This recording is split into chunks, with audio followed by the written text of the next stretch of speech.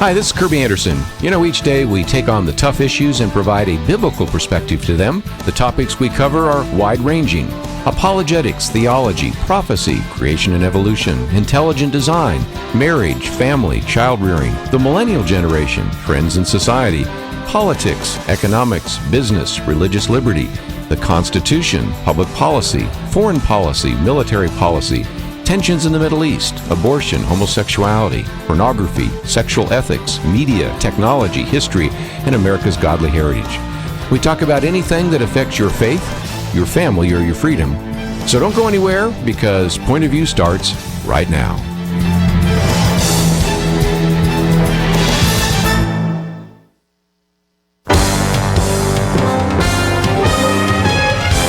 Across America, live. This is Point of View.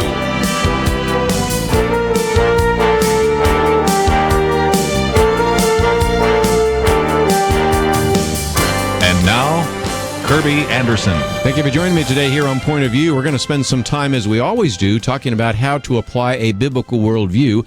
Today we're going to apply it to business, but as we go through this, you can see that all of these life principles will apply to you. So whether you're in the business field or whether you're just trying to follow Jesus Christ and do a better job of living your life in a way that honors Him, I think you're really going to enjoy the program this first hour. Then we'll get back into some of the news cycle in just a minute. The book that we're going to be talking about, which we have available on our website if you'd like to get a copy, The Heart of Business, Solomon's Wisdom for Success in Any Economy. Taking many of the principles in the book of Proverbs and applying them to business, but also applying them to our everyday life. The author is in studio with us today, so you can listen to the program, or if you'd like to watch the program, you can also see our conversation in studio. Raymond Harris is an individual that is the founder of an architect firm, Raymond Harris and Associates Architects in Dallas, a firm of 65 staff specializing in corporate architecture. I noticed a while back that McGraw-Hill's Architectural Record magazine actually listed them as the #2 design firm for retail architecture. He serves on the board of the University of Oklahoma College of Architecture, but also serves with the boards of Crown Financial Services, and we're so thrilled about Crown Financial Ministries and what they do there. He's a graduate of the University of Oklahoma, has been very successful in business, but also has written, I think, an outstanding book published by Nav Press called The Heart of Business. And Raymond, great to have you in studio with us today. Thanks, Kirby. I appreciate it. It's a privilege. This is an outstanding book, by the way, and I might recommend that if people are looking for presents, this might be one they'll think about, especially if you know somebody in business. How do you apply these principles from Proverbs to your business field or to your own life? I think you've done a very good job of doing that. But before we get into the book, let's start with what you actually talk about early on in the book, and that is one day facing a lawsuit. And that was a time in which you really did have to depend upon the Lord. You did not do anything wrong. Your firm did not do anything wrong, but nevertheless, you found yourself in the midst of a lawsuit. Well, I found that applying God's principles to your business can be academic until you run into a crisis. Yes. And one day I came into the office and there was a certified letter that was waiting for me, and you know, time passes, it doesn't get any better, so I opened the letter and found out that we were named in a lawsuit for a roof failure on a project that had failed probably about 6 months earlier in a very torrential rainstorm. And we found ourselves facing what could have been a catastrophic loss, and we didn't really know what to do, so we basically got on our knees and asked the Lord for protection and wisdom and guidance. And as we proceeded through the process of the legal system, we began to see God's hand and protection and provision and wisdom. Well, and in your book, you talk about God's hand of protection. You know, yes. Proverbs 2:7, He is a shield to those who walk in blameless. He guards the course of the just and protects the way of His faithful ones. Right off the bat, we can begin to apply one of your chapters, and that is the whole idea of God's promises. And it's a promise not only for people in business, but it's a promise for all of us that if indeed we walk the straight and narrow path, there will be times when there'll be trials, there'll be temptations, but God does honor that word and gives us specific protection. And you actually appropriated all that in your own firm. Yeah, we realize the reality of when you're in a crisis. you cry out to the Lord. And we basically applied very many principles and proverbs in the situation. We did a lot of hard work. We did diligent study. We prepared. We remained humble as best we could. We tried to become honest as the Lord would have us. It was just incredible that as we went through this trial, not a physical trial, but just a trial of that we went through, it became very evident to us that we needed to cry out to the Lord and say, what do we need to do next? And He gave us wisdom in appropriate good counseling. Yes. Well, again, and some of those can come in very unexpected ways. You've got a section here on protection during audits. But I remember another one in the book where you were talking about you're going through an inspection. I think it was a surgical facility, and you had a backup generator that was tied into natural gas. And so you're going through this, and you're getting actually a smile from an inspector. Anybody that's even had a home inspection knows how usually these people are a little more dour, and they're looking for every problem. But you're thinking, we're doing pretty well, until he finds out that you've got natural gas. And you go, well, we can't do that. And you're like, there is no way out of this one. You were on your knees at that point, weren't you? Yes, it was another example where we asked God for wisdom. We had a situation where the regulations were not extremely clear. It gave us options, and we took an option that we thought was very prudent. And the inspector took exception to it. It wasn't really in the regulations, but he took exception to it. And we had to scramble quickly to make other adjustments. And by using good counsel, which is very evident in Proverbs, we were able to get consulting engineers to help us think through alternate solutions. And we came up with things that satisfied the inspectors and got us on our way. It was funny, the doctor that we were working for with this facility looked at us and said, I don't need explanations and I don't want excuses. I just want it fixed. And that's what the Lord gave us the wisdom to do. Yeah, it's very, very good. I might just mention this book is entitled The Heart of Business, Solomon's Wisdom for Success in Any Economy. We're going to work our way through some of the Proverbs. You have some, for example, seek these things, and those are treasures. Then do these things, those are disciplines. Then develop these things, habits that you can develop. Avoid these things, destructive behaviors. And then become these things, characteristics. And these are really great principles out of the Proverbs, but I might also point our listeners, as they are interested in this book, to the trailer that Nav Press put together. I understand, of talking to you off air, that it wasn't something you put together. They put it together, and you go, well, that's kind of interesting. But here's this man that wants to apply Proverbs. He goes and reads his Bible, and it's talking about an ox, and finally tells the secretary, can we buy an ox? Because, you know, it's like, how do I take these principles that are in Proverbs and apply them to the 21st century? So, first of all, I think everybody's going to want to watch the trailer. We have it on our website, pointofview.net. And then you might want to click on the share button so that you could put it on your Facebook page or a blog, or maybe send it to someone. I think it's a kind of video that might go viral because it's just so fun and entertaining. But it also reminds us that you do have to do the hard work of Proverbs. And we've had some time in the past where we've had Stephen Scott, for example, talking about the richest man in America. We've had, of course, an individual you've known for many years, Chuck Bentley, on here talking about how you apply those principles. And I think you've done a very good job of helping us kind of think through all of these principles and breaking them down into categories. So again, as I said just a minute ago, this would be a very good book for somebody that you know who is in the business field. You've certainly used these over the years and tell your own story, so it's kind of truth tested.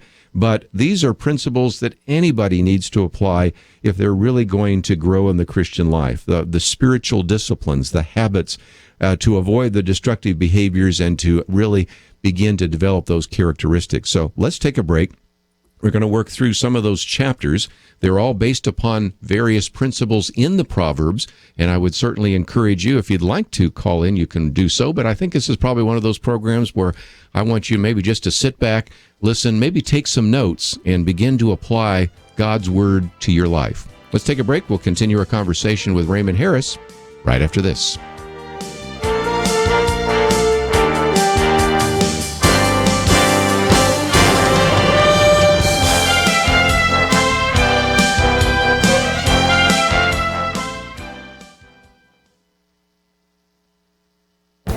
The Point of View Commentary with Kirby Anderson.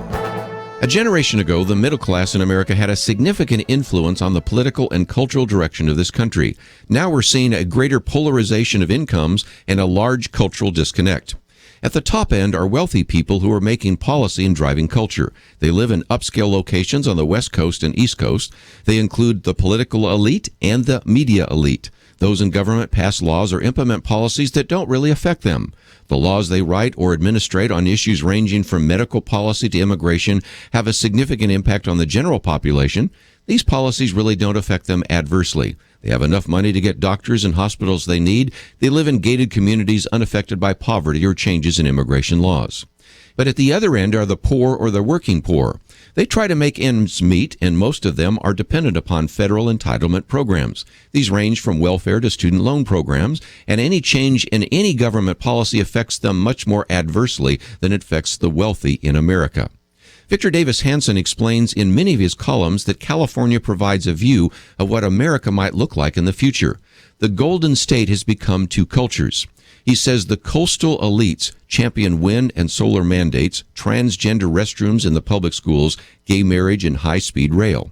In the interior, rarely visited by the elites or the journalists friendly to them, the preponderance of the poor and minority residents largely explains why, of all the states, California has the largest number of welfare recipients and the highest percentage of the population below the poverty line, and why it is nearly dead last in public school performance. California is a picture of America's future unless there are major political and cultural changes. The country is becoming two disconnected cultures. I'm Kirby Anderson, and that's my point of view.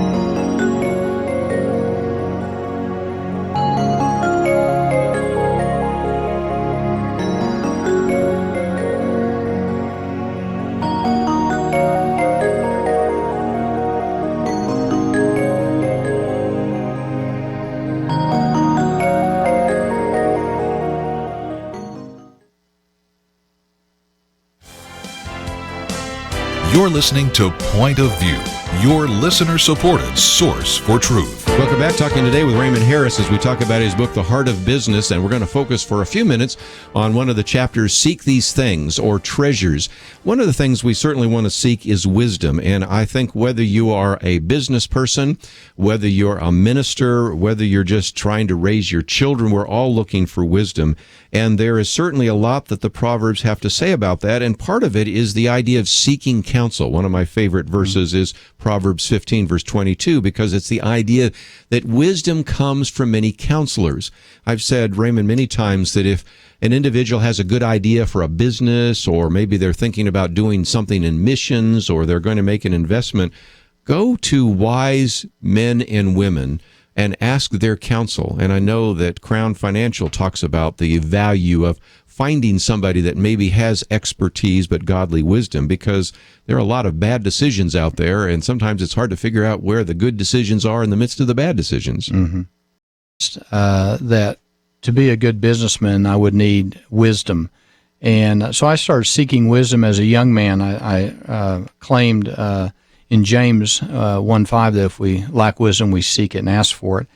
And so as I began to study the book of Proverbs, it obviously is named the book of wisdom, but Sure. I began to see why it's such a treasure. And it is one of those things that is more valuable than anything. Get wisdom. It's more valuable than gold, silver, anything that you could desire cannot compare to wisdom. And so as I began to seek wisdom, I said, there is collective wisdom, and collective wisdom is in counsel, good counsel. And I find that one of the greatest counselors that I have is actually my wife, Marydell. She has an incredible intuition in things that, even though she may not understand business as well as I do, she has intuition that she becomes a great counselor to me. Well, and I think there's something to be said about that. Sometimes we don't listen to wives. They sometimes pick up a lot better understanding of nonverbals and things of that nature. So certainly one aspect of those that we should seek is wisdom. Another one is seek a good name or reputation. Proverbs 22 talks about a good name is more desirable than great riches. And you've lived in the business community, and you've lived in the Dallas business community. And I can remember a time when you didn't have all the lawyers walking in. They would just simply said, "Oh, you come from a good family. I knew your dad. Oh, all we need is a handshake." I mean, there's a sense in which we've lost some of that. But if you are an individual of integrity, and when we go back to that lawsuit, let's talk about that for just a minute, because you did pursue something which later even the people on the other side of the table said, well, you guys really have a lot of integrity. There's a sense in which integrity is something that we should pursue not only in our personal lives, but also in our business life as well. Yeah, absolutely. As I studied Proverbs, I found the thing that kept coming back to me as one of the true treasures is having a good name and having a good reputation. And you can lose that very quickly, but it takes so long to build it. And I think that having that good name will open many doors in the Christian community, but even in the world. I think the world is seeking out men that can be relied upon, that have a good reputation. And I know that in our instance, we try to be men and women of integrity in our firm, and that is not something you develop overnight. It's a long term. It's something that will go before you and will speak well of you after you leave. And I think that is one of the key treasures that we need to really seek in the business world. Not only is wisdom and good counsel, but a good reputation is probably more valuable than anything. A good name, as Proverbs says, is more valuable than jewels. I think so. You know, and a lot of people right now in the business world are talking about customer retention. Well, it's kind of hard to retain your customers if they don't feel like you have served them well. So sometimes under-promise, over-deliver, have a good reputation, be a person of integrity. A lot of great principles there. But since I want to try to cover the book, I'll keep the train moving down the road here. And chapter 4 is do these things, disciplines. And here, this is an important part as well, because if there's one thing that I learned by reading your book, and I don't know you very well, but I learned a lot about you by reading the book, is you're a very disciplined individual and a hardworking individual. Of course, I've jokingly said that if you don't want to have any sleep, major in architecture in college, because I had architecture roommates. I even thought about it for a short period of time. They were all pulling all-nighters, doing models, but once you get into an architectural firm, you're still working all the time. So discipline, tenacity, perseverance really seem to be some very key characteristics, and the book of Proverbs talks about that, doesn't it? Absolutely, and you're a wise man not to go in the architectural line.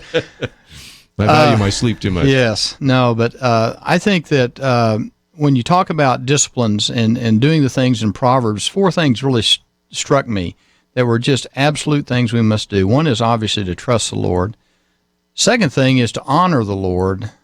The third thing I found was you must do the right thing. That was very obvious in Proverbs. And the last thing that is most critical, I think, in disciplining yourself is to guard your heart. And there's so many contaminants out there that can infiltrate our hearts, and it's just like a little bit of oil in a bucket of water can contaminate the water. You know, I've spoken on that before. Let's come back to that, because guard your heart. Very interesting. You know, we're told to guard our heart and guard our tongue. If I can use another illustration, you have, like anybody in the business world, had people every once in a while say, I just don't think we're going to use your firm anymore. And that story really stuck with me, because your response is what I've always tried to have my response. You know, whether you do radio, whether you're in ministry, whether you're in the business world, sooner or later, somebody's going to show you the door. Now, how you react to that is, I think, going to test your Christian character. But you chose to say, thank you for the years we were able to serve you. And you absolutely surprised the person on the other end who was convinced that you're going to go, what do you mean, you know, and complaints and all the rest. And a good example of guard your tongue, I went through one time and counted up the number of verses in Proverbs that talk about the tongue, the lips, or whatever. It's about 150.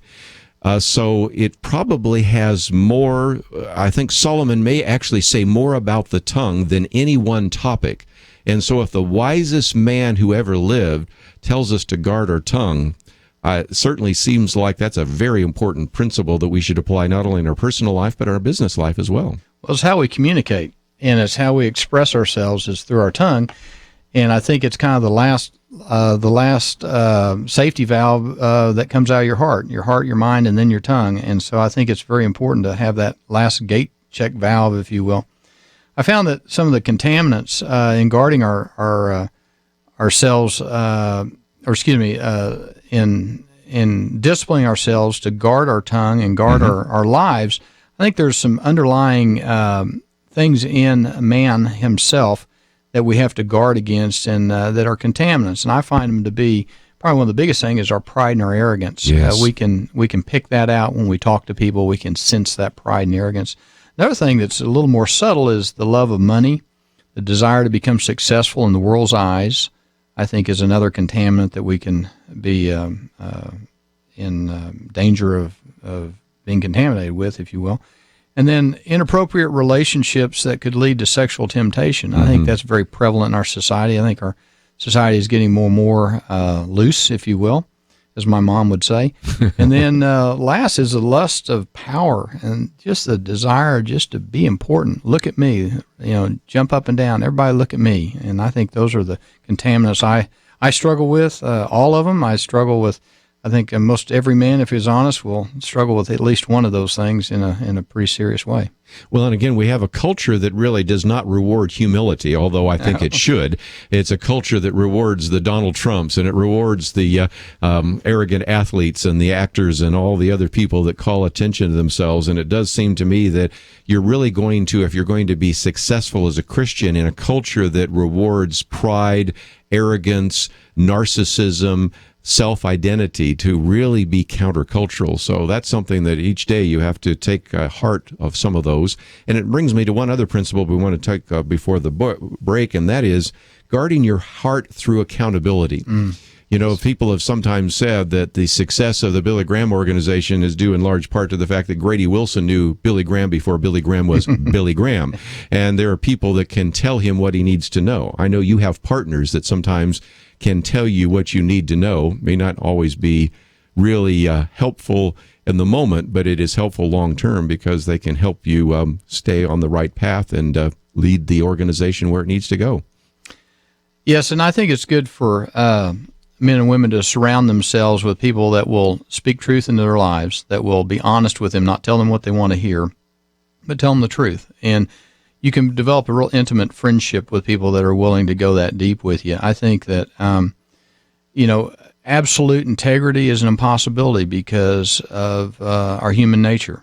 It's a self-righteous deception to think that we can be perfect. And I think that because I'm imperfect, I must really surround myself with people that will do life with me and keep me accountable. And I think that's the key. I really do. Let's take a break. We'll continue our conversation talking about the heart of business right after these important messages. C.S. Lewis once wrote that there is no such thing as an ordinary person because every one of us will live forever, either in darkness or in glory. Point of View deals with eternal things, applying God's truth to all of life for the good of those made in the Creator's image. God has used Point of View to inspire all kinds of people, from congressmen to attorneys, school administrators to police officers, doctors to maintenance men, and everything in between. And one, very recently, left an $18,000 gift in his will to help us keep making a difference. I'd love to see one person today give $5,000, and a handful more send $300, and maybe you can give $30 or $100. Help us match that gift before the end of this year. God uses ordinary people to accomplish extraordinary things. Give online at pointofview.net, pointofview.net, or mail your donation to Point of View Box 30, Dallas, Texas 75221, or call 800-347-5151. Point of View will continue after this.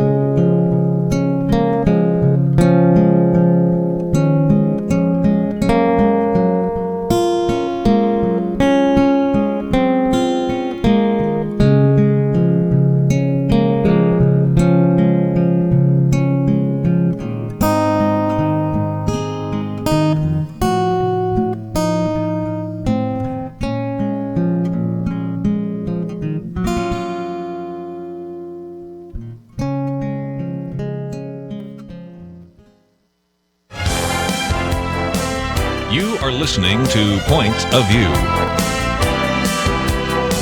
The opinions expressed on Point of View do not necessarily reflect the views of the management or staff of this station. And now, here again is Kirby Anderson. My guest in studio, Raymond Harris, and if you'd like to join our conversation, 1-800-351-1212. Book is entitled The Heart of Business, and before we get back into it, Raymond, I thought we, for just a minute, might talk about how people can use this.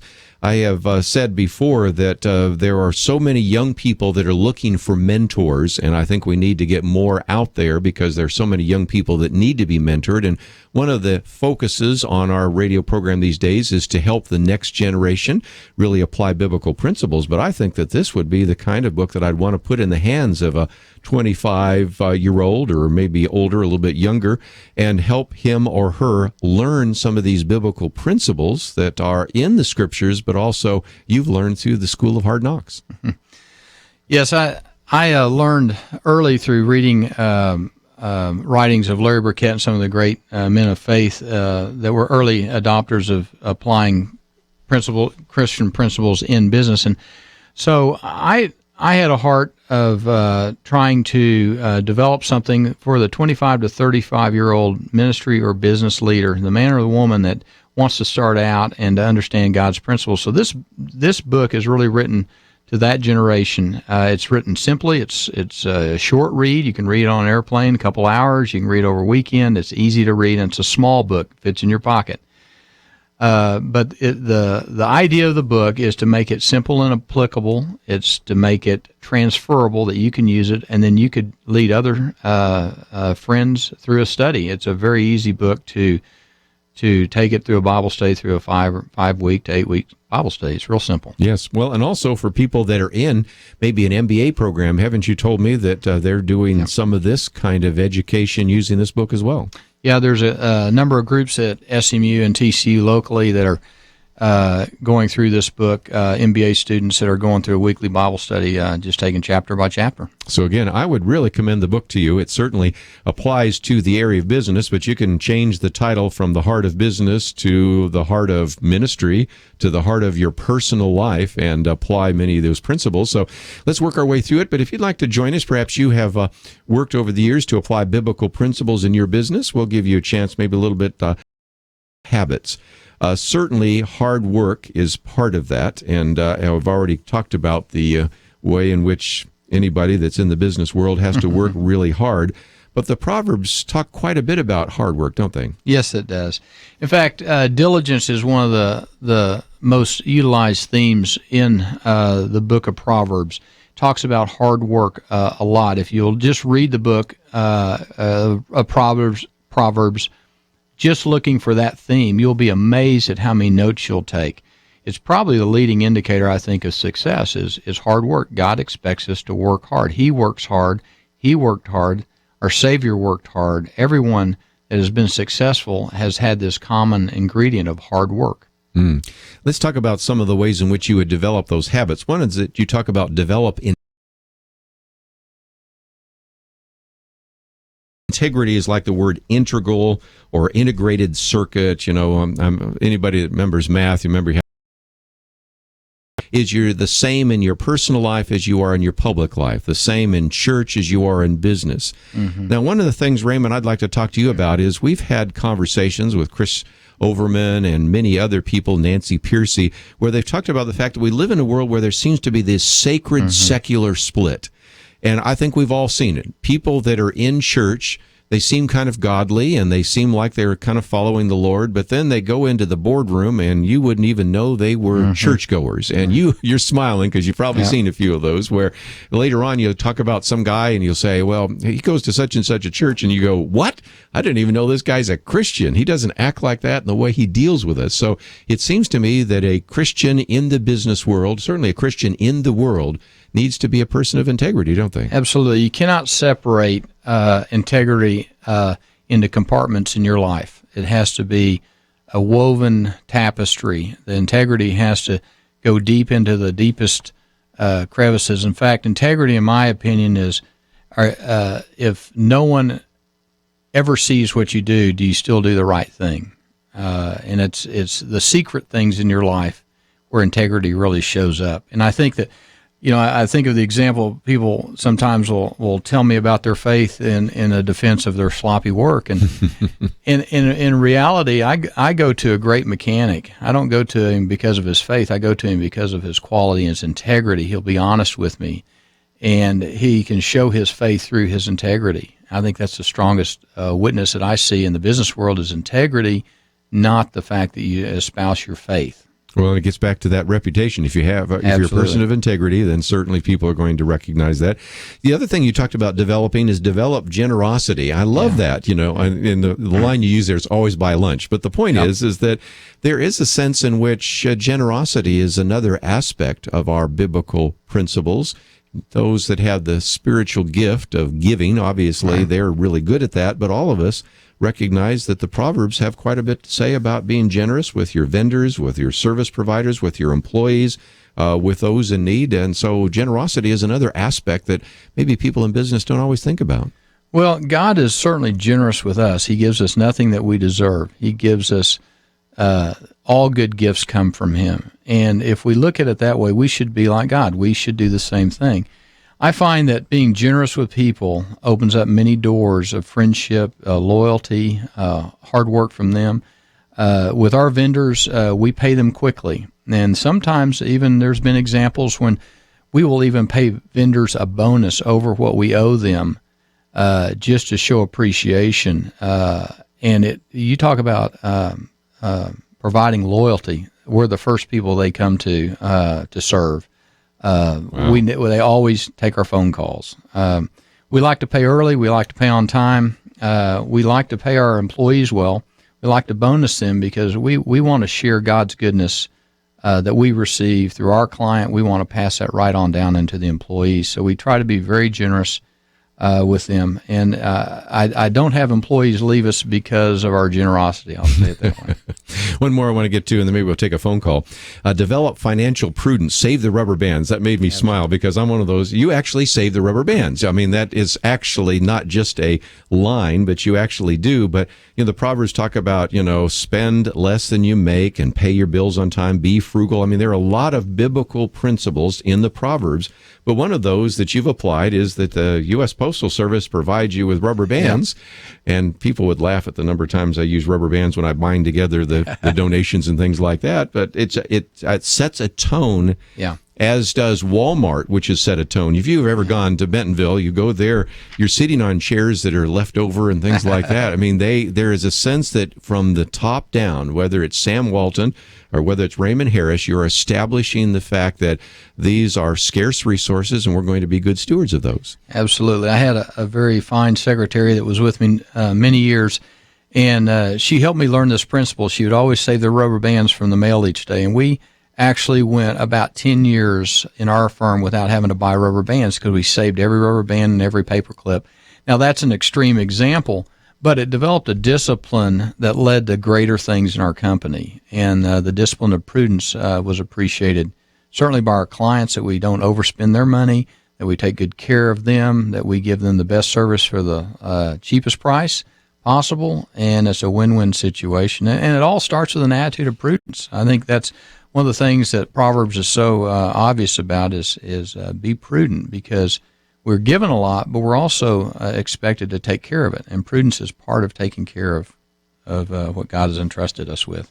Let's take a break. When we come back, let me take some phone calls. And we've been talking about some of the kind of middle chapters of this book. Seek these things, treasures, do these things, discipline. We've talked about develop these habits, develop these things. We'll come back and maybe have just a little bit of time to talk about characteristics and destructive behaviors. But as we've mentioned, this is a very easy book to read. Yes, it has 150 pages, but it's a smaller format book. And I think it is a book that you might want to put in the hands of certainly somebody that's set out in his or her career. They can learn those lessons. But even if you are not the 25 to 35 years of age, you can certainly benefit from this as a 10,000-mile wheel alignment and a checkup. And so certainly we do commend the book to you. If you're in the business world, it's essential. If you're in ministry, I don't see how you could do without it, but also to apply this to your private life and to how you live your Christian life, you'll benefit from his attempt, and I think a very successful attempt, at pulling together all these different verses from the Proverbs and putting them in a systematic order so that you can begin to learn how to develop certain disciplines, certain habits, begin to adopt certain characteristics to avoid certain kinds of behaviors that are destructive, and make you much more successful in the business world, much more successful in your ministry, and much more successful in your own personal life. So let's take a break. When we come back, we'll take some phone calls and continue our conversation as we talk about this book published by Nav Press called The Heart of Business. We'll be back with more right after this.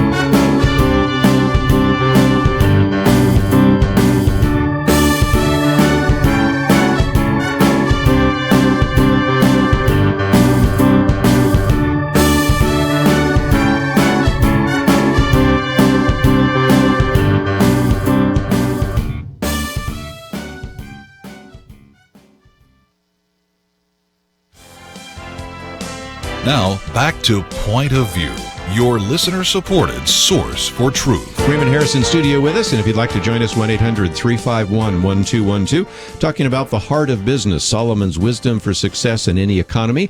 Let's go first to California. Ricky, thank you for joining us today. Good morning, sir. How are you doing? Merry Christmas to the both of you. Thank you. Thank you. My question is in the line of business, but future business. I am a desired architect from childhood, and I was just wondering, I throw a question out for you to see where your heart might be, but I'm hoping that someone might take on the challenge. My question is, in the future, do you see yourself, for the gentleman, sponsoring maybe one or two persons per every 2 years for college season that can't afford to go to college, as myself? I'm winding up being a truck driver, and to keep that person or to give that person some hope in the future that they might be able to become an architect or help them in their ideas?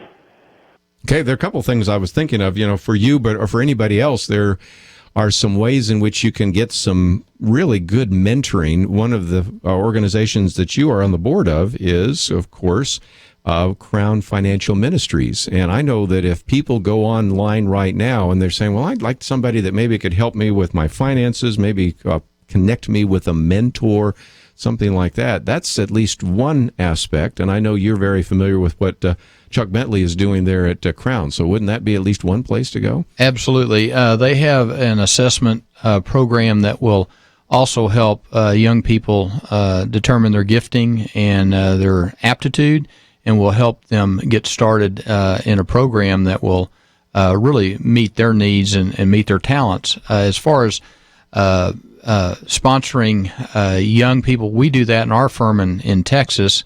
We always bring in young interns, men and women in high school. We bring them in to work in the office. They go to college. We hire them in the summers. We hire them after they get out of school as young interns, and we give them a lot of opportunity. And we pay them well. And then we have on occasion, have even helped some of them go back to school by paying some of their tuition with the obligation that they would come to work with us. There's always a string attached, and we've also given some scholarships out in the past.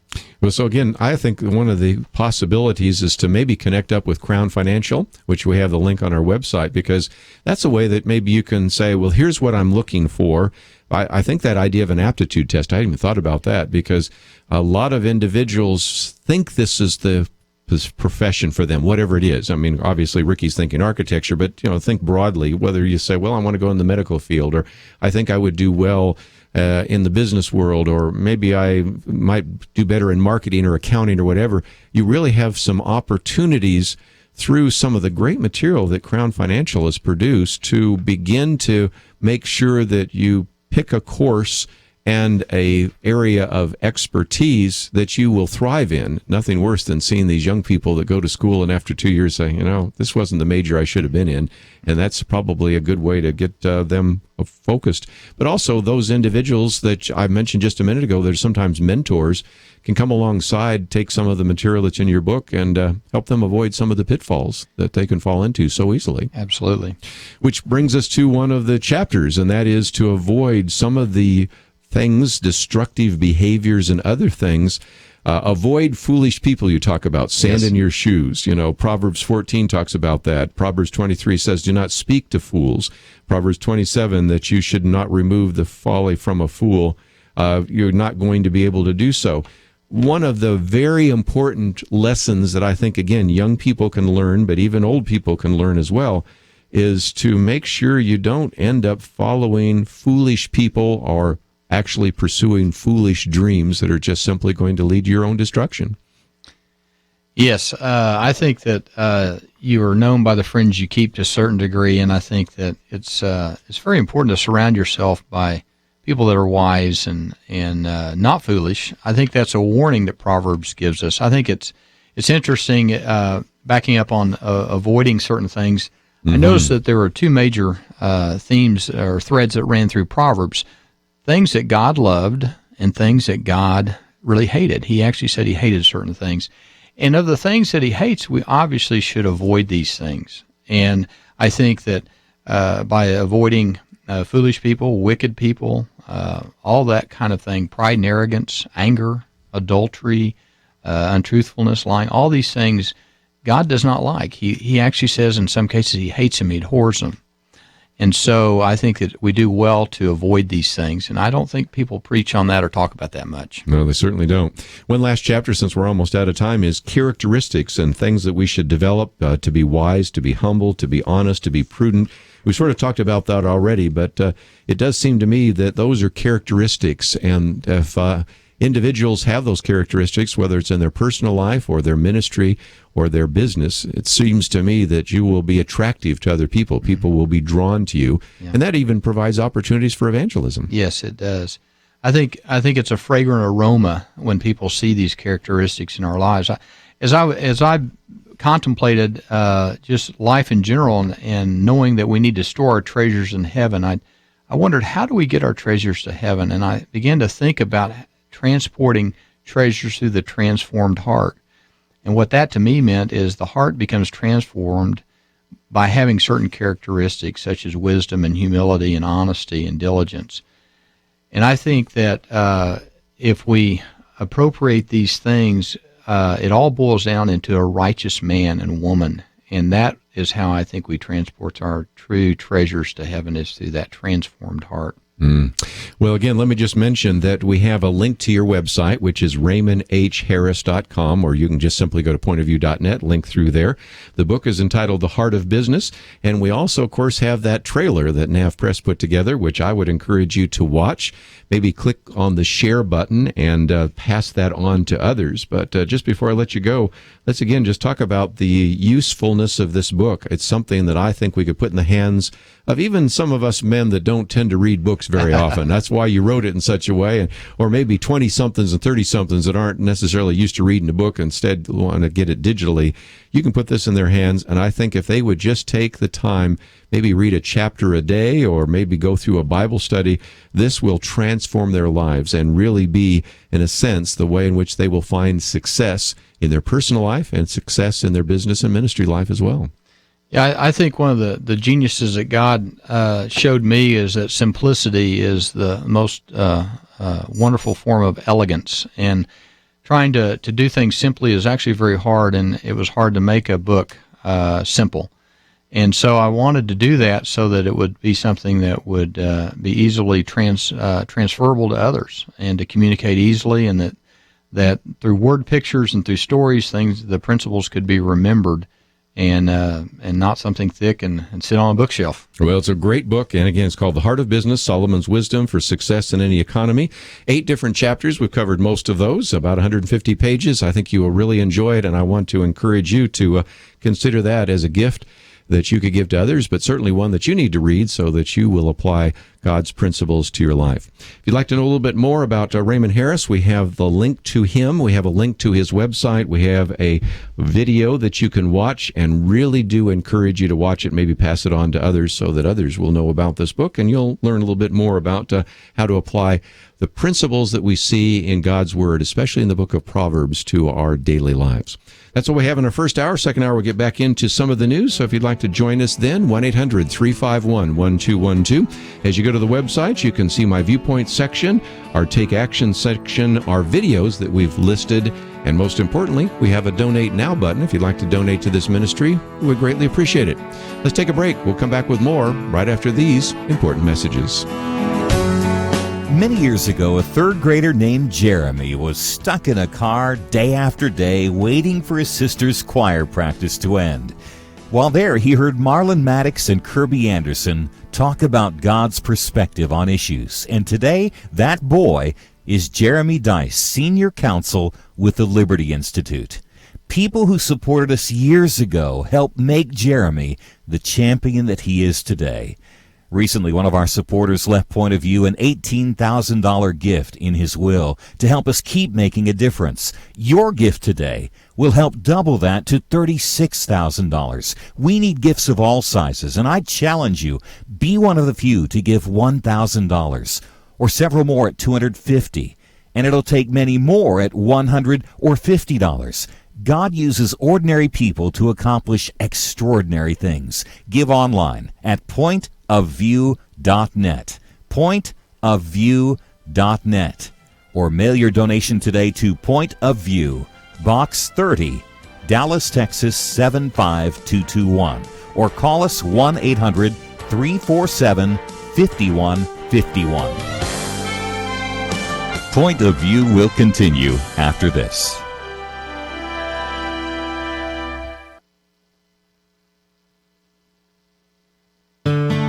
I just thank God for y'all. I listen to you every day, truly. I wanted to thank y'all for everything you do each day to inform Christian families and our community about the things we can do, and just the way you're so informative. I listen to you daily and love you guys and appreciate you so much. God bless you, Kirby, for keeping this show so on track, and for the decades of wonderful help to this nation that Point of View has been. We're all big fans of your work, and we pray that God will just prosper it. As a Christian, over the years that I've followed this program, I am constantly challenged to be on guard and to evaluate what's going on. And if for no other reason, to protect the caliber and the truth of your programming, I need to participate and to back your program financially to ensure that the truth stays out there for people to hear, to view, and to be a part of.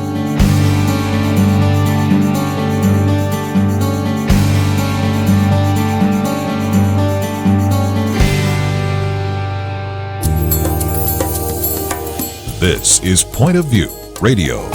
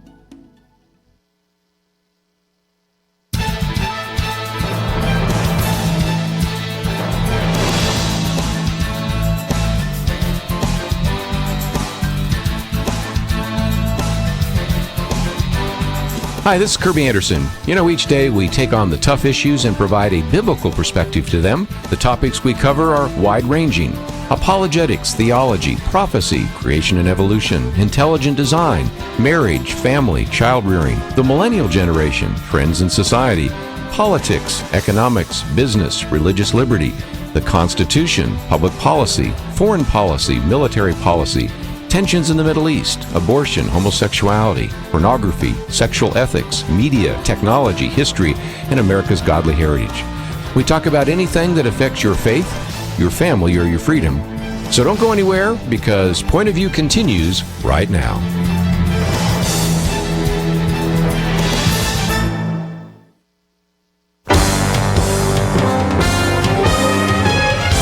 Across America, live. This is Point of View.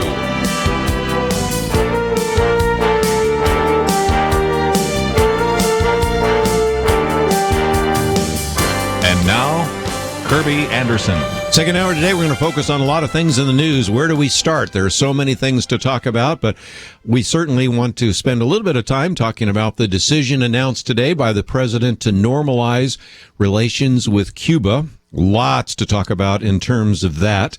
One of the articles we've posted here is where a federal judge has now ruled that President Obama's edict, if you will, his amnesty executive order, whatever you want to call it, is unconstitutional. What's that going to mean?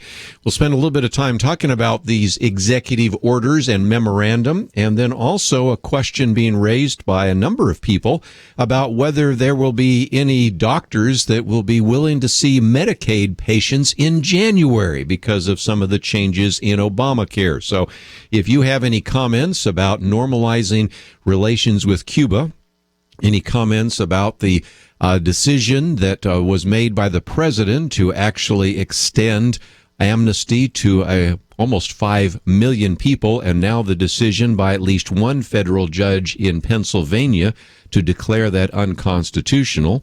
Or if you have comments about Obamacare, those were at least the first three we'll put on the list, and there are many others to talk about as well. Well, let's get into it.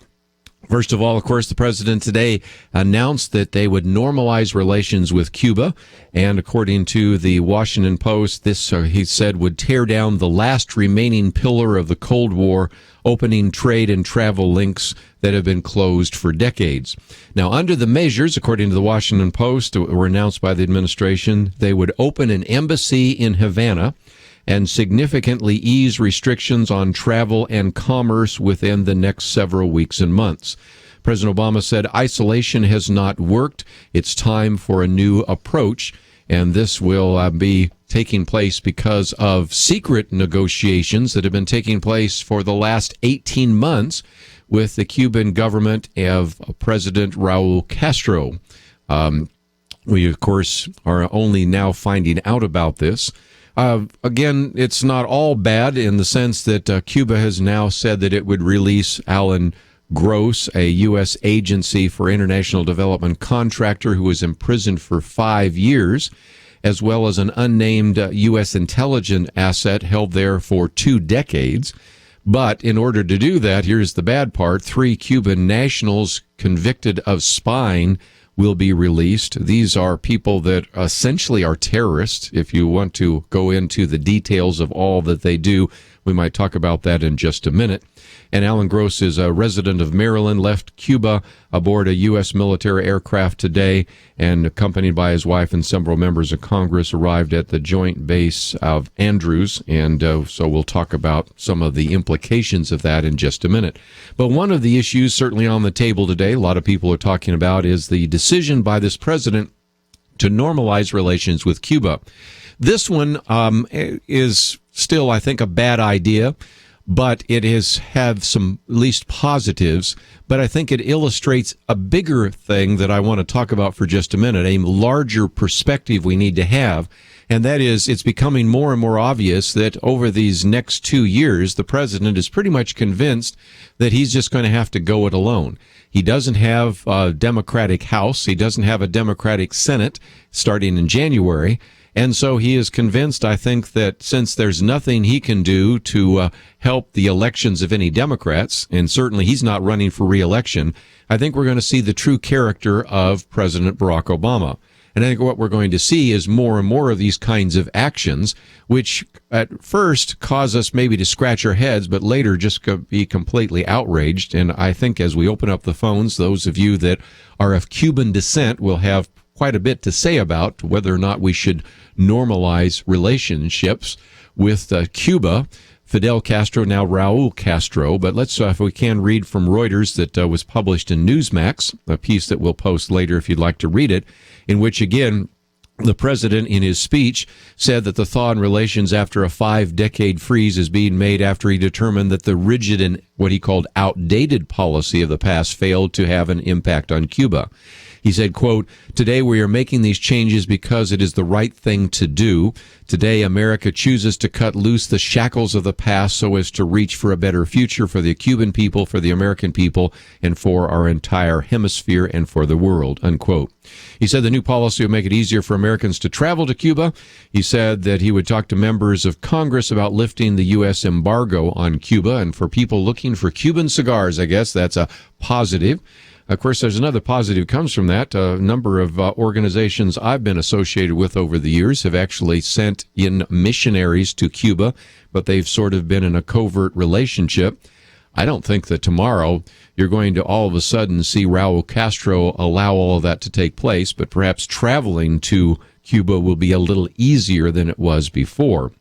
Of course, this is part of, as we mentioned before, an 18-month discussion.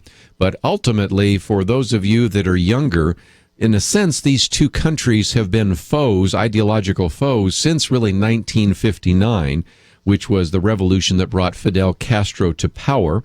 There have been no diplomatic relations between the United States and Cuba for more than 50 years. And, of course, for those of you that are younger, you might want to rent one of the videos that tells, I think, a very accurate story of the days of October and the Cuban Missile Crisis, which has caused a great deal of tension between the United States and Cuba. So, again, we see that it leads to the release of some of these prisoners who certainly should not have been incarcerated in the first place. But I also think it sends a bad signal saying that if you want to eventually give the United States a reason to negotiate with you, take American prisoners, and that will then cause them to eventually lower sanctions. And we are talking about sanctions right now with Cuba. And there may be even some in the listening audience as we open up the phone that think it's time for us to try a new strategy. I buy that. But where does this lead next? I'm waiting for the next shoe to drop because, after all, we have sanctions against North Korea. We have sanctions against Iran. We have sanctions against a number of other countries. What will happen and what kind of unilateral action will the president take? Well, when we come back from the break, I want to talk about some of that unilateral decision-making by the president. And the first is an article that I've posted, and that is the decision that came down yesterday from a federal judge in Pennsylvania that has ruled that parts of the executive orders by the president are unconstitutional. That, at this point, doesn't change very much, but it does set in motion the possible appeal, which would then lead the Supreme Court to decide whether or not they would declare that executive action by the president is unconstitutional. So we're going to talk a little bit about this issue of amnesty, talk a little bit about what can or cannot be done, and whether or not those decisions that are actually being implemented right now by the president and his administration, whether or not there will be any legal recourse. So we'll talk about that and get into a few of the other conversations that are taking place. But if you'd like to join us today, this second hour, I always like to leave time for an open line, and I've put a few topics on the table. More to come, but if you'd like to join the conversation today and express your opinion, the program's called Point of View. Love to hear your point of view. Give us a call. That number is 1-800-351-1212. 1-800-351-1212. We'll come back with more right after this.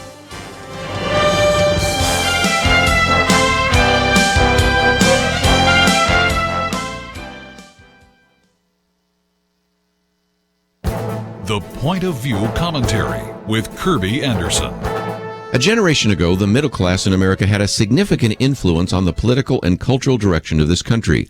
Now we're seeing a greater polarization of incomes and a large cultural disconnect. At the top end are wealthy people who are making policy and driving culture. They live in upscale locations on the West Coast and East Coast. They include the political elite and the media elite. Those in government pass laws or implement policies that don't really affect them. The laws they write or administrate on issues ranging from medical policy to immigration have a significant impact on the general population. These policies really don't affect them adversely. They have enough money to get doctors and hospitals they need. They live in gated communities unaffected by poverty or changes in immigration laws. But at the other end are the poor or the working poor. They try to make ends meet, and most of them are dependent upon federal entitlement programs. These range from welfare to student loan programs, and any change in any government policy affects them much more adversely than it affects the wealthy in America. Victor Davis Hanson explains in many of his columns that California provides a view of what America might look like in the future. The Golden State has become two cultures. He says the coastal elites champion wind and solar mandates, transgender restrooms in the public schools, gay marriage, and high-speed rail. In the interior, rarely visited by the elites or the journalists friendly to them, the preponderance of the poor and minority residents largely explains why, of all the states, California has the largest number of welfare recipients and the highest percentage of the population below the poverty line, and why it is nearly dead last in public school performance. California is a picture of America's future unless there are major political and cultural changes. The country is becoming two disconnected cultures. I'm Kirby Anderson, and that's my point of view.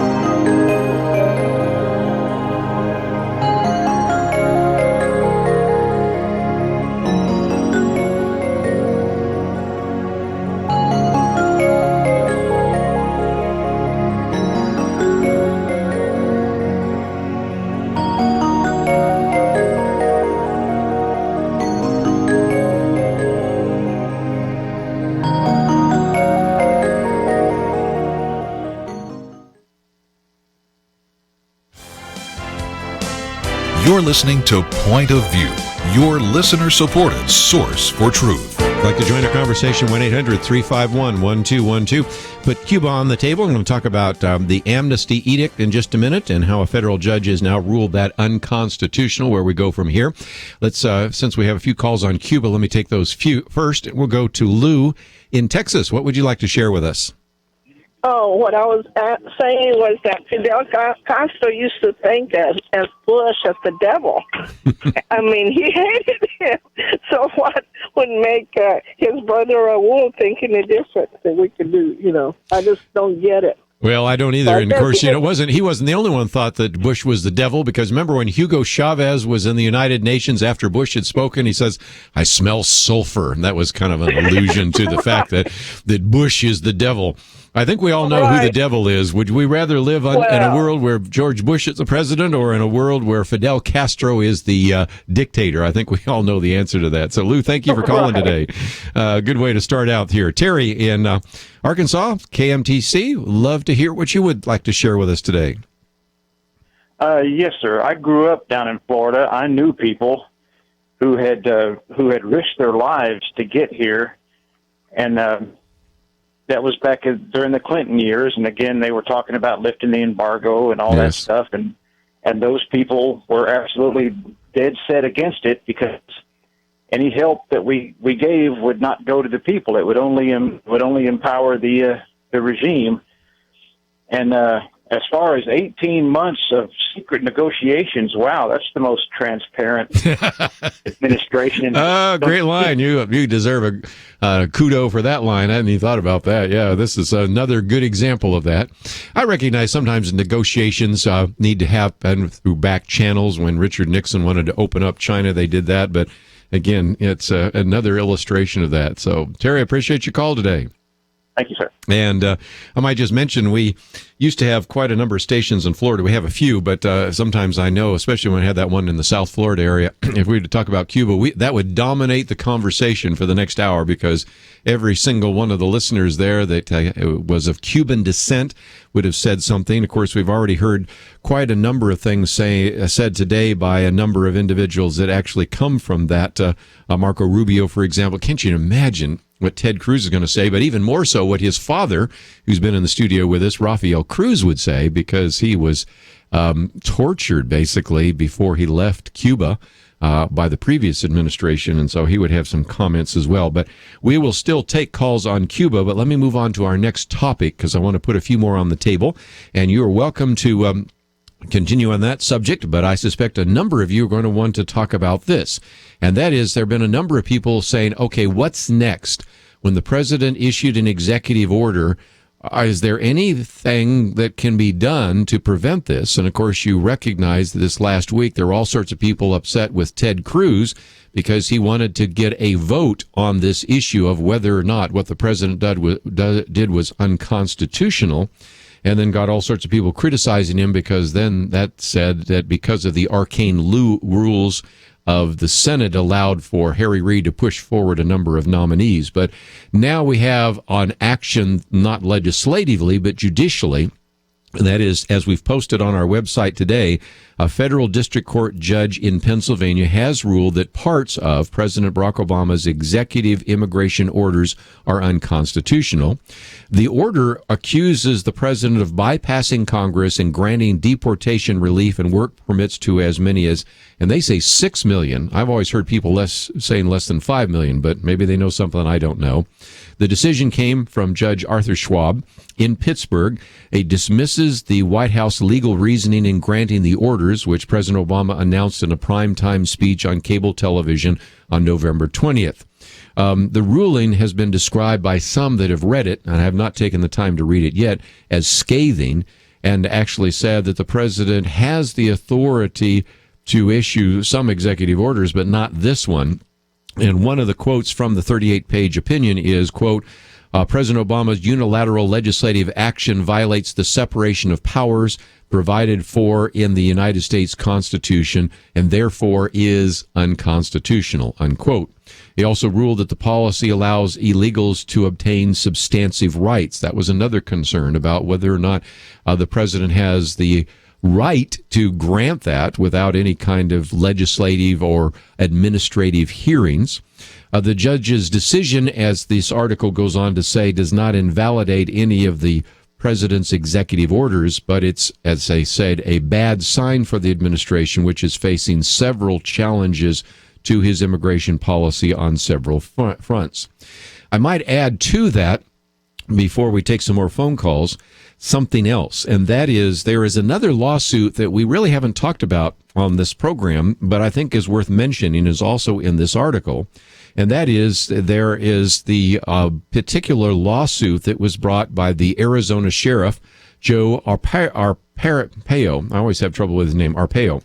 And that is a lawsuit that the administration wanted dismissed because the judge looking at this certainly declared it unconstitutional, but the sheriff in a different lawsuit contends that the president's program serves as a magnet for more illegal entries into the United States.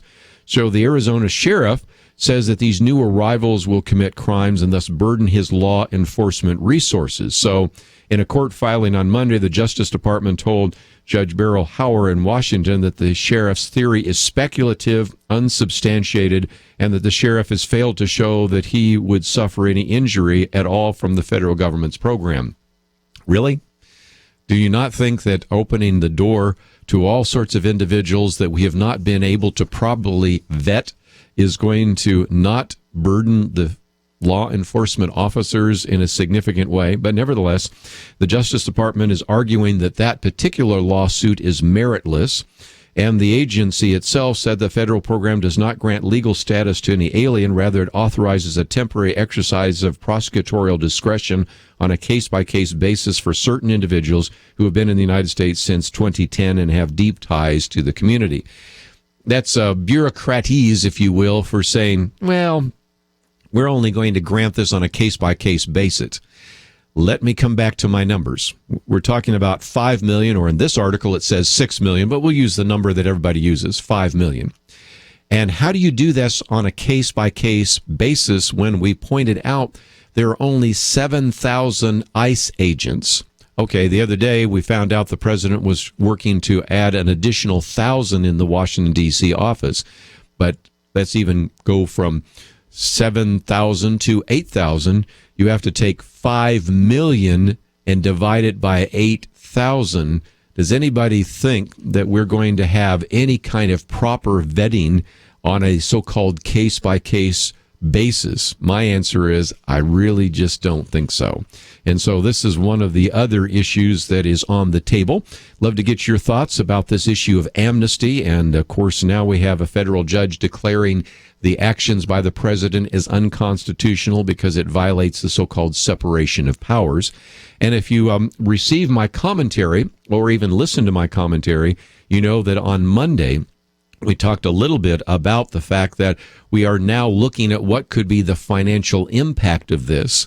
And it's important to begin to see, as people begin to run the numbers, what this is going to mean.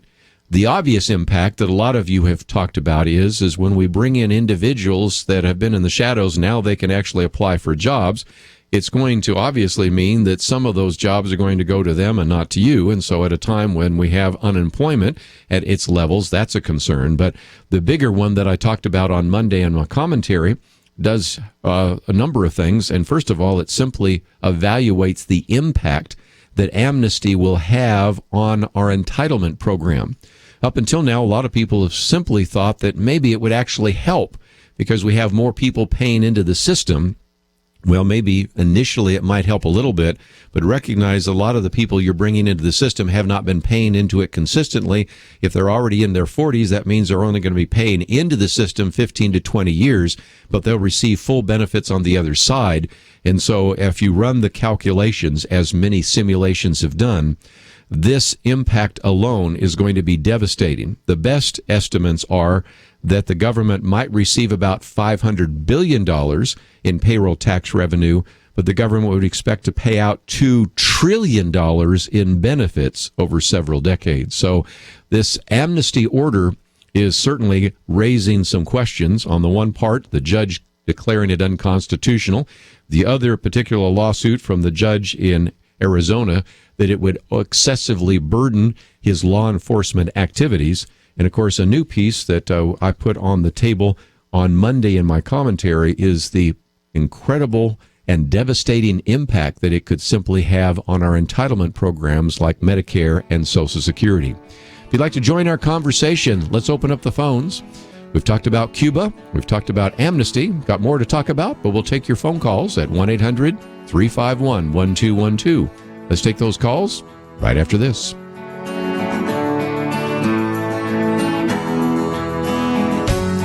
C.S. Lewis once wrote that there is no such thing as an ordinary person because every one of us will live forever, either in darkness or in glory.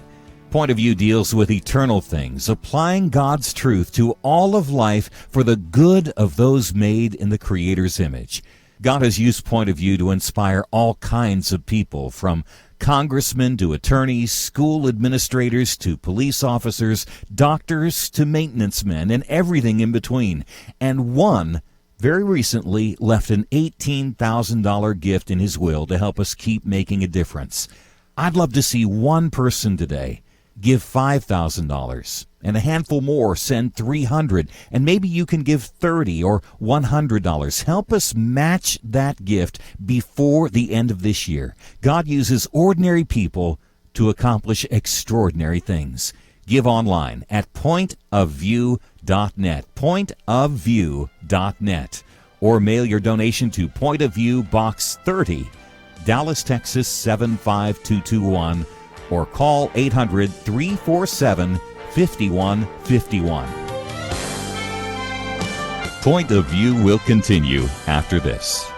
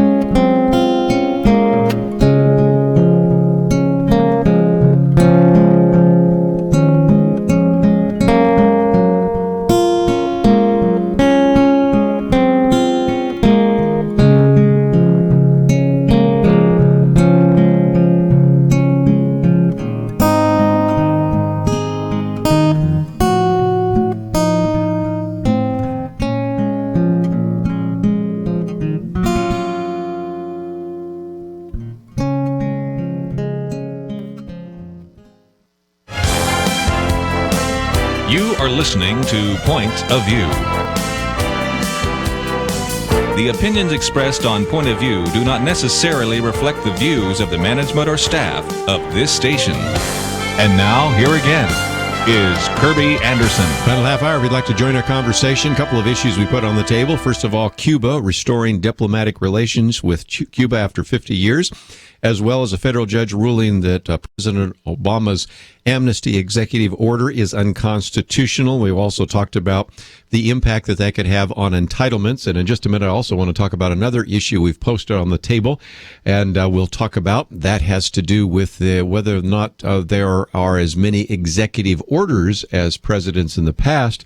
Turns out that, this comes from USA Today, the president may not be issuing as many executive orders as previous presidents because he's been able to use what are called memoranda, and he has written more of those than any president in recent memory. And so in some respects, that's one of those issues as well that we can certainly talk about. So again, if you'd like to join the conversation, 1-800-351-1212, your thoughts about declaring amnesty for 5 million, or as this article says, 6 million illegal immigrants. We've also got a couple of issues on the table. One of this, of course, is the decision that came down from the federal judge in his 38-page opinion, scathing opinion, criticizing the president for an unconstitutional executive order that actually violates the separation of powers and thus he believes is unconstitutional. Another lawsuit that has been filed by the sheriff in Arizona that contends that the program the president is putting in place would actually make it a magnet for illegal immigrants and thus put a tremendous burden on his law enforcement officials. And the third one I forgot to mention, but it's the obvious one. That is, the state of Texas began, and now 24 states have joined with the state of Texas, alleging that President Obama violated the constitutional limits on presidential power. The lawsuit also says that the president's action by executive order will exacerbate the humanitarian crisis along the southern border. And so those rulings are coming down, and those particular cases are working their way through the court. So we'll see how that kind of plays out as well. Just before we take some more phone calls, let me also mention that another article I've posted, in addition to this one about the president's edict on amnesty, also posted one from USA Today, and it helped answer a question, because from time to time people will call in and say, well, President Obama hasn't issued even as many executive orders as President Bush. And first of all, numbers don't mean anything. One sweeping executive order can outdo thousands of executive orders that were just small little changes of policy or ways in which policy would be implemented. But I still thought it was kind of intriguing that the president, this current president, hasn't actually issued as many executive orders. And the answer to that is he's used what are called memoranda. And I was kind of unaware of that. But the executive action known as a presidential memorandum is used oftentimes by many presidents. And he has used that to take unilateral action even as he has signed fewer executive orders. So it's kind of intriguing that you really have two things happening. You have executive orders, of which this one on amnesty is one. You have a second one in which you have these executive orders given to the president, which are more just a memorandum. And some of them are pretty simple. For example, an executive order or a memorandum that gives the federal employees the day after Christmas. Oh, okay, we understand that. Or to impose executive or economic sanctions, or as we talked about just a minute ago with Cuba, to remove those economic sanctions, or determine how many national secrets are classified, all sorts of important aspects of that. But we can see that those memorandum have in some cases been used in a very unusual way. For example, one of the things that they talk about in USA Today is the president used a memorandum to declare Bristol Bay, Alaska off limits to oil and gas exploration. So you can see that some are more significant than others. And of course, you have a federal judge right now suggesting one of those is simply unconstitutional. Let's, if we can, see if we can give you a chance to join our conversation today. 1-800-351-1212. If you'd like to join our conversation, let's go to Doris in Georgia. Thank you for calling today. Let's, if we can. can, see if we can give you a chance to join our conversation. Well, I today. guess we don't have Doris yet. We'll get to Doris in just a minute, see if we can pick that one up. If you'd like to join our conversation, 1-800-351-1212. And if we might get back to this issue of entitlements, that's another big issue that people have been talking about, and it's one that I did in my commentary on Monday. Really important right now to begin to think about what the possible long-term implications are. And it might, I think, illustrate a little bit more about why there has been such a push to change the designation on this issue of illegal immigrants. I mean, obviously, there are people that are arguing for it on the basis of fairness, or we need to take people out of the shadows. But what are some of the other issues? And, of course, some have called in to say, well, there's an assumption on the part of many Democrats that if you have lots of people that have come here, especially from Latin America, that they will most likely vote Democratic, so that will help the Democratic Party. But there are others that are arguing for this that wouldn't necessarily be using that as an argument. And I think some are actually arguing, as one of our callers did recently, that maybe because we've had such a problem funding entitlements because of abortion. I mean, after all, you can't take 50 million people out of the future workforce because we've had 50 million abortions. You ended up with a baby boom and then a baby bust because of decreasing fertility and abortion. You are requiring the youngest and the smallest cohort to actually now provide funding for Social Security and Medicare. And so some have said, well, by bringing in these other immigrants, this actually might solve that problem. And as my piece, where I quote from Dr. Merrill Matthews points out, initially it might look like that because, after all, you'll have people paying in through FICA taxes to support things like Social Security and Medicare. But all you have to do is look down the road a little bit and see how that will take a problem that is already a huge problem. I mean, our unfunded liabilities for Social Security and Medicare are at $49 trillion. I mean, that's a number beyond our comprehension. $49 trillion. But you will have people that, by and large, if they're working age, probably are not going to make, really good salaries. But they'll still be paying into FICA. But they'll only be paying in for a shorter period of time, maybe 15 to 20 years. And then when they begin to draw out, because they would be eligible for full government programs when they retire, you are going to see a bigger problem. And I think it illustrates one of the biggest problems we have in America today. And that simply is that anybody in the political class really doesn't think long term.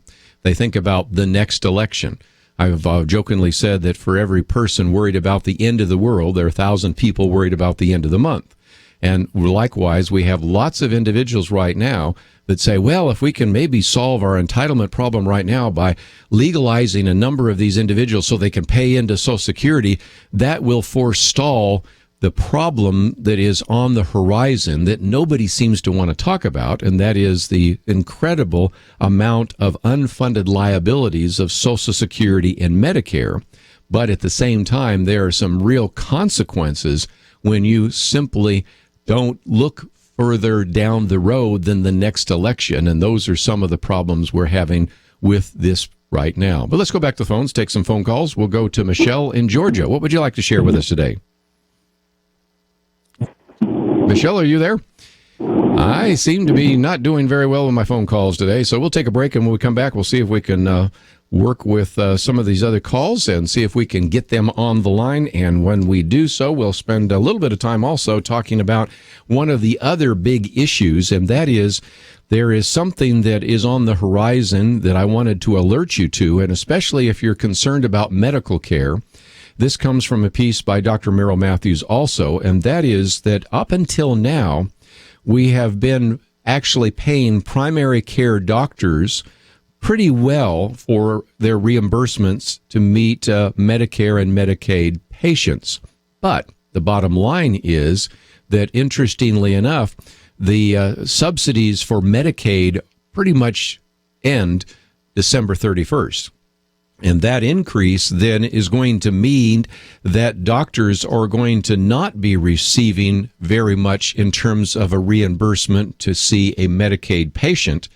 And it is a question that he asked, will any Medicaid patient be able to see a doctor in January in light of some of the things that have been sort of propped up until now in order to maybe help the elections? Now reality is going to set in, and if indeed the goal of the Affordable Care Act, known as Obamacare, was to make sure that people that were under the poverty level would still be able to see a doctor, there's going to be some real questions raised about that in the future. I'll go into more of the details about that in just a minute, but it's a good example of some things to pay attention to as we look to January 2015. We'll be right back.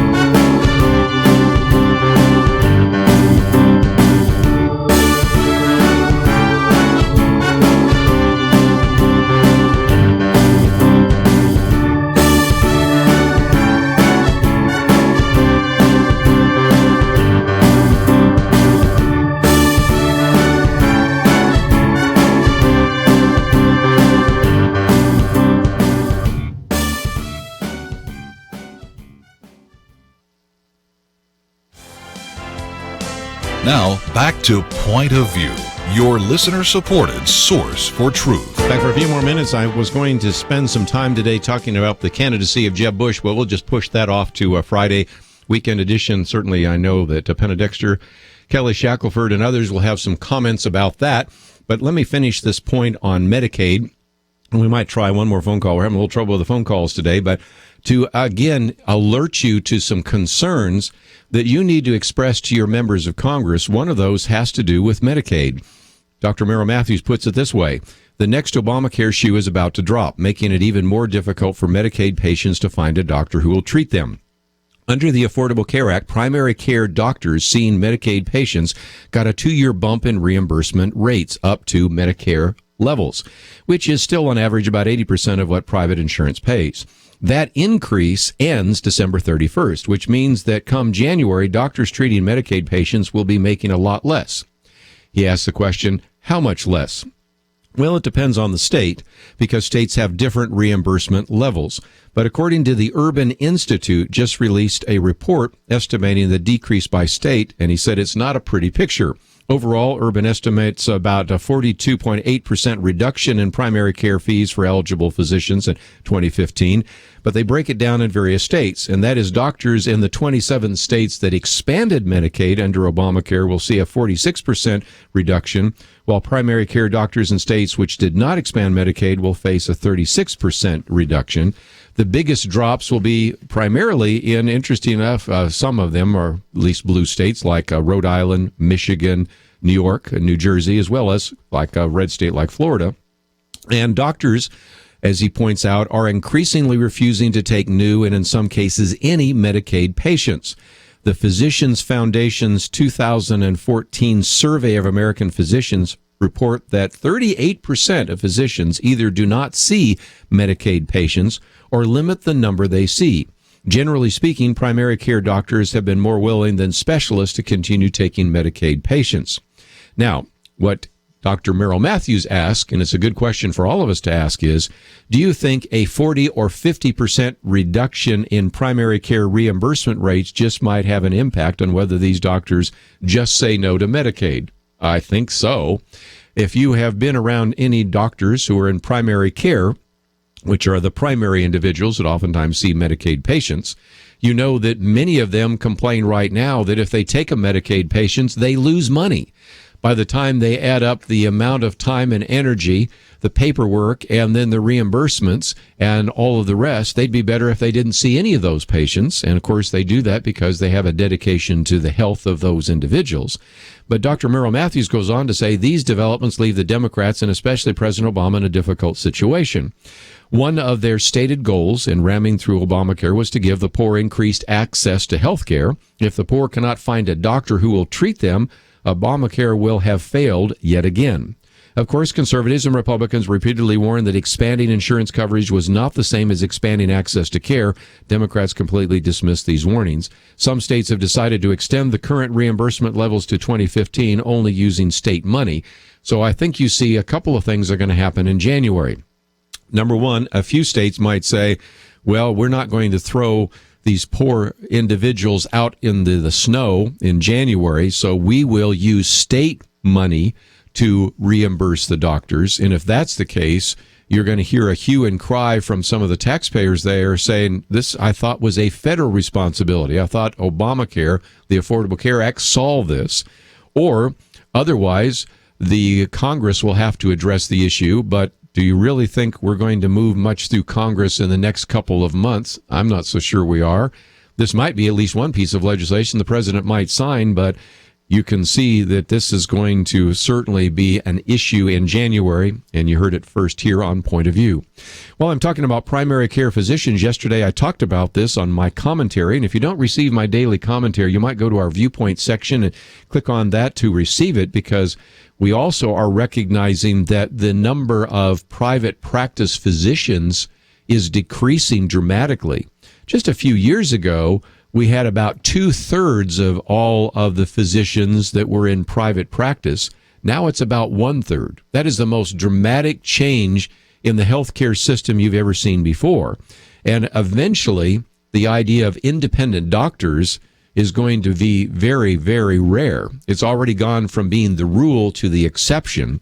And there are some very good reasons for that as well, because it goes back to the payment system. A minute ago, I talked about the Medicaid payment system. Let me talk about the Medicare payment system, which is forcing doctors to sell out to hospitals, because right now the system is tilted in favor of hospitals and not primary care physicians, not private practice doctors.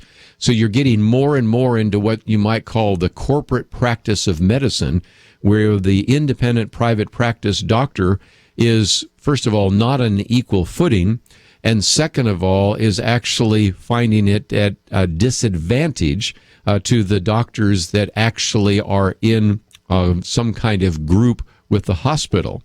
And so as a result, this all comes from the way in which the government reimburses doctors for things like Medicare. And I used a few examples. you can see that Medicare pays much more for a procedure performed in a hospital than in a doctor's office. This is true of everything from like a routine colonoscopy to a 15-minute doctor visit. And that's one of the reasons why hospitals are buying up more and more of those doctors' practices. So this is something that has as much to do with the way in which Medicare is reimbursed doctors. But a minute ago, we just talked about the way in which Medicaid is reimbursing doctors.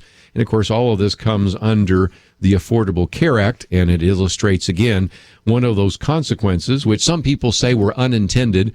There are others that are arguing this is exactly what was intended. So when this crisis begins to unfold, as it will in 2015, the president and others will say, well, see, that's why we really need a single-payer system, and we'll just have the government take over all of the healthcare system. Let's stop trying to have private practice. Let's stop having some people working in the private sector. Let's just have the government take over all of healthcare the way it has done with Medicare and Medicaid. So those are some very significant issues on the forefront, and those are some things which, if you'd like to read more about them, are in some of my daily commentaries. If you go to Point of View, you will see we have a viewpoint section. Today it's on America's cultural disconnect, but as you scroll down, you can see some of the other ones that we have written about in the past, and if you would like to read them, we encourage you to read them, maybe hit the share button, post them on your Facebook page. If you'd like to listen to them, just click on the little button there and you can hear the commentary and play that as well. And we would encourage those of you that aren't already receiving the commentary, we send it every single day to your inbox. And if you would like to read those each day, they are available to you free of charge. And it's a way which we can educate you with some facts and figures about some important issues we talk about here on Point of View. More than that, we also encourage you to take action. We talked today about this issue of amnesty, and our Take Action item allows you to express your opinion about this issue of amnesty, which today we have at least one judge declaring as unconstitutional. And then, of course, we have a number of videos about that, one in particular about a series of various video clips showing President Obama arguing against the fact that he could use executive amnesty and then going on ahead and doing that. And if you receive emails from us, you probably have already received some of the videos that we'll be sending over the next couple of weeks on equipping ordinary people to do extraordinary things. And you can see more about that on our website, pointofview.net.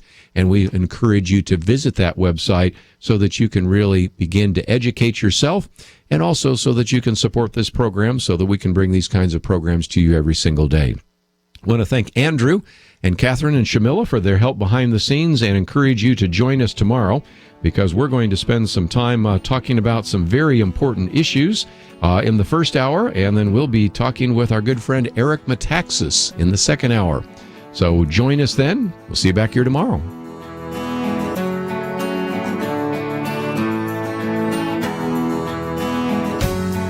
Many years ago, a third grader named Jeremy was stuck in a car day after day waiting for his sister's choir practice to end. While there, he heard Marlon Maddox and Kirby Anderson talk about God's perspective on issues. And today, that boy is Jeremy Dice, Senior Counsel with the Liberty Institute. People who supported us years ago helped make Jeremy the champion that he is today.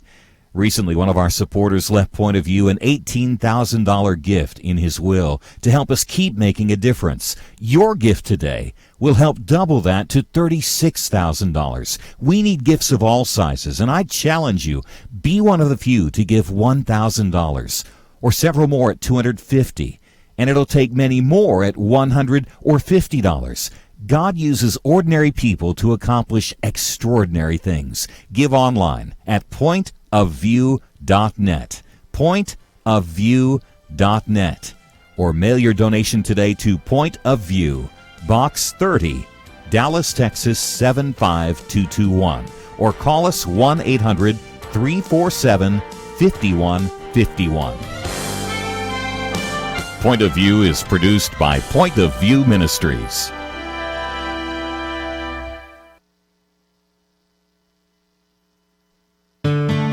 I just thank God for y'all. I listen to you every day, truly. I wanted to thank y'all for everything you do each day to inform Christian families and our community about the things we can do, and just the way you're so informative. I listen to you daily and love you guys and appreciate you so much.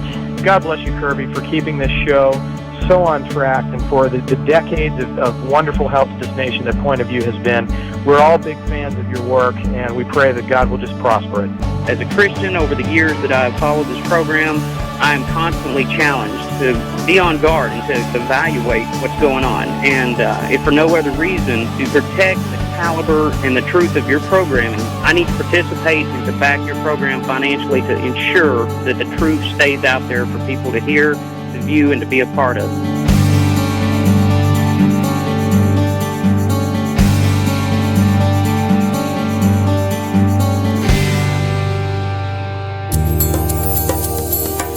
This is Point of View Radio.